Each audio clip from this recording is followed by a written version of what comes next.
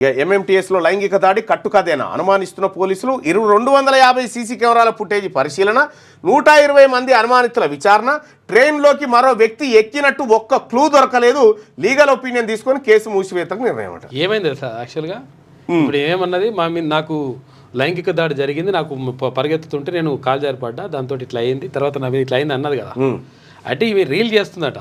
అచ్చా ఎంఎంటీఎస్ అది అది ఉంటుంది పట్టాల మీద రీల్ చేస్తుంటే కాలు జారి పడ్డది, కాలు ఇరిగింది, తొట్టి ఇరిగింది.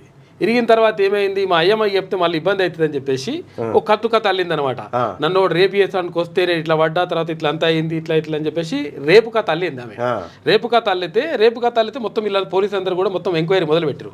సీసీ కెమెరాలన్నీ తీసిండ్రు, అన్ని ఫుటేజ్లు అన్ని తీసేసి ఎట్లా చూసినా కానీ ఆమె లాస్ట్కి ఏమని చెప్పిందంటే అసలు యాక్చువల్గా ఒక ఆయన పట్టుకున్నారు, ఒక 60 మందిని నిందితులు అదుపులోకి తీసుకున్నారు, వాళ్ళందరినీ విచారించారు, ఒకరిని పట్టుకొని లోపల కూడా వేసారు, జైలు వేసారు. ఈమె కోసం వేస్తే అని అడిగారు, అది ఏం లేదని చెప్పేసి వాడు ఏడుస్తున్నాడు. విషయం ఏంటంటే ఈ కథనాన్ని చూపెట్టి ఎన్ని ఛానళ్ళు ఎంత ఓ హంగామా దునపోతీనింది రానంగానే మైకు తీసుకొని ఉరుకు దునపోతీని తాదరా ఏనా అంటే ఆ ఈనిందట బై. అయితే ఆ ఏడ్చినట్టు ఏడితే ఏంది కథ ఏంది కాదు చెప్పమికలు గొంతం నీ తాలి ఇవన్నీ చెప్పేసి అడిగిరట.